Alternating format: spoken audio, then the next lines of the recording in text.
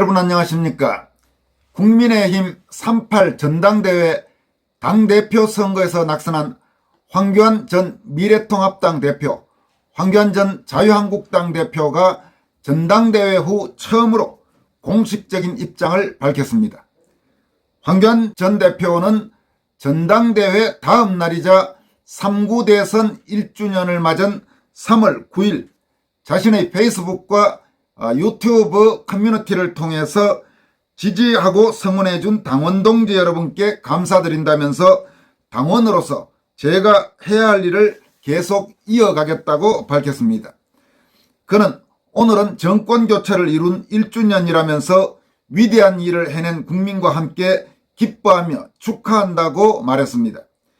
이어서 간절한 열망이 모여서 윤석열 대통령을 탄생시켰다면서 그것은 바로 지난 정부의 악패를 없애달라는 국민의 당부였다고 말했습니다. 황 전 대표는 국민의힘은 어제 전당대회를 통해 새 대표부를 구성해 김기현 당대표를 선출했다면서 내년 총선을 승리로 이끌고 윤석열 정부의 성공을 뒷받침해야 한다고 강조했습니다. 이어서 김기현 당대표와 최고위원으로 선출된 분들께 축하드린다면서 함께 경선에 참여한 후보들과 당원 여러분 모두 수고 많았다고 말했습니다. 이어서 국민의힘 안에서 도울 것은 돕고 필요하면 조언도 하겠다면서 비가 온 뒤에 땅이 더 굳듯이 모두가 하나로 뭉쳐야겠다고 말했습니다. 황교안 전 대표가 이날 입장문에서 국민의힘 안에서 도울 것은 돕고 필요하면 조언도 하겠다 이렇게 밝힘에 따라서 일각에서 제기된 탈당설에 대해서는 분명히 선을 그었습니다. 그리고 이번 당대표 선거와 관련해 그 결과를 인정하고 김기현 대표 체제의 새로운 당 지도부에 대해서 덕담도 잊지 않았습니다. 사실 이번 전당대회에서 황교안 전 대표가 얻은 득표율은 기대에 크게 못 미친 것이 사실이었습니다. 최소한 두 자릿수의 득표는 가능하다고 봤는데 막판에 오히려 황교안 대표와 상당 부분 이념 성향이 겹치는 우파 또는 보수 성향 당원들 중에 적지 않은 사람들이 김기현 후보 쪽으로 표를 던져서 김기현 후보가 결선 투표 없이 1차 투표에서 바로 당선된 것으로 보입니다. 이와 관련해 황교안 대표의 이번 선거와 관련된 선거 전략에 대해서는 솔직히 조금 아쉬운 면이 없지 않아 있습니다. 여러분들에게 저는 황교안 대표가 김기현 대표의 울산 땅 투기 의혹을 제기하는 것은 충분히 경쟁 과정에서 제기할 수 있는 일이며 또한 앞으로 더불어민주당을 비롯한 좌익 세력이 이 문제를 물고 늘어질 것이 틀림없는 만큼 지금 상태에서 오히려 당내에서 한번 걸러주고 가는 것이 김기현 새 당대표에게도 도움이 되는 일종의 백신 역할이 될 것이라고 밝힌 바가 있습니다.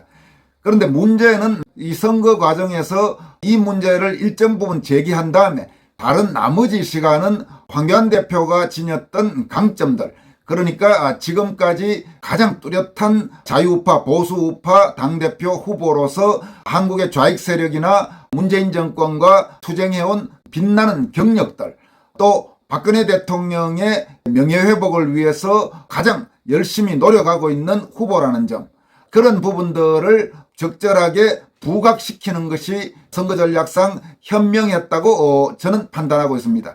그러나 캠프 내부의 여러 논의를 거쳐서 결과적으로 김기현 새 당대표 울산 땅 투기 의혹에 사실상 올인한 셈이 됐는데 그게 선거 전략상으로는 오히려 일정 부분 지지가 겹치는 당원들 사이에서 조금 지나친 것 아닌가라는 그런 반응을 불러일으켰고, 그래서 황교안 후보가 충분히 얻을 수 있었던 표 중에서 일부가 바로 김기현 후보 쪽으로 오히려 넘어간 것이 아닌가, 그런 분석이 가능합니다. 또 투표 날 중에 마지막 날 오후에 안철수 후보와 함께 기자회견을 연 것도 선거 전략상으로는 오히려 패착이었던 것으로 분석됩니다. 우파 성향 또는 보수 성향, 더 직접적으로는 현재 윤석열 대통령을 지지하는 여당 당원들 사이에서 안철수 당대표 체제에 대한 거부감이 상당히 강한 상태에서 황교안 대표가 안철수 의원과 함께 연대하는 듯한 모습을 보임으로써 오히려 위기의식을 불러일으켰고 결과적으로 김기현 새 당대표에게 더 도움이 되는 쪽으로 그렇게 선거에서 작용했을 가능성도 배제하긴 어렵습니다. 그러나 이 같은 선거 전략상의 약간의 아쉬움에도 불구하고 황교안 대표가 이번 당대표 선거에 출마한 4명의 후보 중에서 가장 뚜렷하게 우파정당, 보수정당 후보로서 적합하고 또 개인적인 비리 의혹이라든지 이런 부분에서도 가장 자유로운 후보라는 점을 우리는 잊어서는 안 될 것입니다. 따라서 황교안 후보가 당초 기대에 못 미치는 한 자릿수 득표를 한 것은 상당히 아쉬운 일이고 황교안 후보를 지지했던 우파 또는 보수 성향 애국 시민들에게도 참으로 가슴 아픈 일이 아닐 수 없습니다. 실제로 이번 당대표 선거 후 황교안 후보를 지지했던 애국 시민들 중에는 상당히 깊은 마음의 상처를 입은 분들이 적지 않아 보입니다.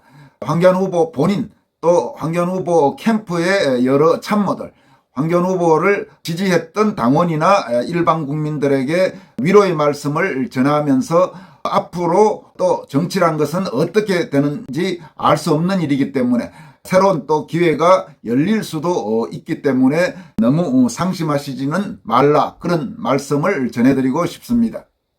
아울러 향후 황교안 대표의 행보와 관련해서 조언을 드린다면 이제 김기현 대표의 땅 투기 의혹 문제는 김기현 대표 본인에게 그 대처를 맡기고 황교안 후보, 황교안 대표가 앞으로 이 문제를 더 이상 언급하는 일은 자제하는 것이 좋겠습니다. 어차피 좌익 세력이나 더불어민주당이 앞으로 이 문제를 계속 제기할 것이고 그런 상황에서 선거 전까지는 몰라도 이미 선거가 끝났고 결과가 나온 마당에 황교안 대표가 이 문제를 더 제기한다면 그건 이제부터는 내부 총질의 성격, 그러니까 그동안 김기현 후보를 지지하는 사람이나 혹은 황교안 후보를 반대하는 사람들이 황교안 후보 측에서 김기현 후보의 울산 땅 투기 의혹 문제를 제기할 때 주장했던 내부 총질의 논리는 저는 전혀 동의하지 않지만 이제부터는 만약 다시 그 문제를 제기한다면 내부 총질의 성격이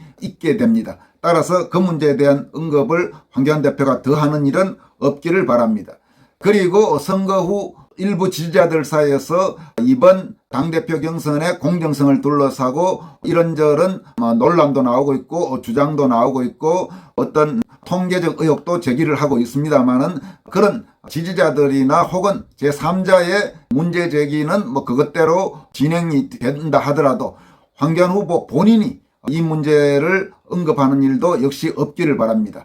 왜냐하면 황교안 후보 본인이 이 문제를 언급하기 시작하면 문제가 더 복잡해지고 더 심각한 문제는 그동안의 선거 공정성 의혹 중 가장 구체적인 물증이 많이 있고 객관적으로 정말로 문제가 많은 것으로 보이고 있는 2020년 4.15 총선 공정성 의혹과 관련된 진상규명 운동에도 오히려 부정적인 영향을 미칠 가능성이 있습니다. 왜냐하면 저 사람들은 모든 선거에서 다 저 소리를 한다라는 그런 식으로 받아들여질 경우 가장 중요한 4.15 총선 선거부정 의혹 진상규명과 수사 촉구 운동의 흠집도 될 수 있기 때문에 황교안 대표가 이 문제와 관련해서 언급하는 일은 가급적 없기를 바랍니다.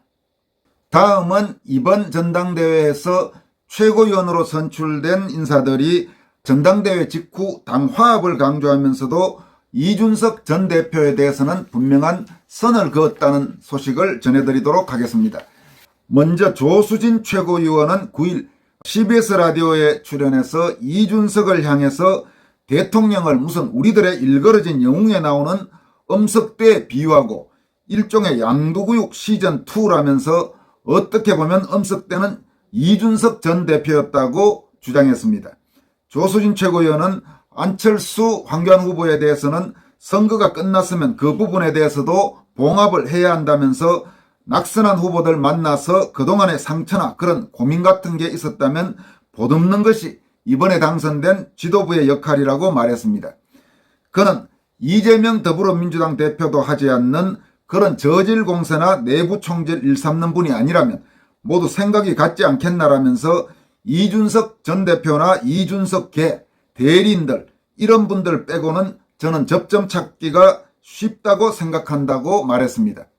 이어서 천하람 당대표 후보는 안 부르느냐는 질문에는 대리인에 대해서는 관심이 없지만 이준석 전 대표의 엄석대 이런 어떤 권력을 틈타서 대리인으로 나선 사람들이 거기에 대해서 반성과 성찰하는 것이 먼저라고 답했습니다. 조수진 최고위원의 이 같은 발언은 이번 당대표 선거에 나왔던 후보 중 황교안 안철수 후보와는 다시 통합을 해야지만 이준석 및 이준석계의 사람들은 안 된다, 같이 갈 수 없다 이런 부분을 강조한 것으로 풀이됩니다. 또 장해찬 청년 최고위원도 YTN에 출연해서 이른바 천하용인 즉 천하람, 허은하, 김용태, 이기인이라는 4명의 후보 각각에 대해서는 존중하는 마음을 갖고 있다면서 이들이 이준석 전 대표와 함께했다는 게 오히려 마이너스가 된 것이 아닌가라고 말했습니다.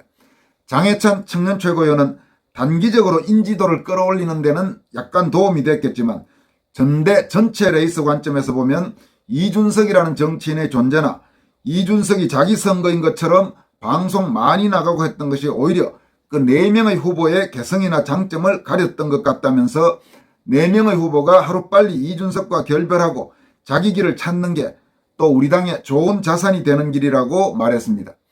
이준석의 향후 행보에 대해서는 이재명 대표도 그렇고 이준석 전 대표도 그렇고 먼저 본인들의 사법 리스크를 겸허하게 해결하는 것이 정치 행위 이전에 국민들께 보여줘야 할 도리라면서 이재명 대표가 당대표직을 내려놓고 사법 리스크부터 해결해야 하는 것처럼 이준석 전 대표도 정치 행위나 방송 활동을 하기 이전에 본인의 사법 리스크를 먼저 해결하는 게 순서라고 말했습니다. 장해찬 청년 최고위원이 말한 이준석 전 대표의 사법 리스크란 것은 이른바 성상납 의혹과 관련된 그 무고죄 부분에 대해서 현재 검찰에 송치된 그 사건을 말합니다. 오늘 여기까지 하겠습니다. 고맙습니다.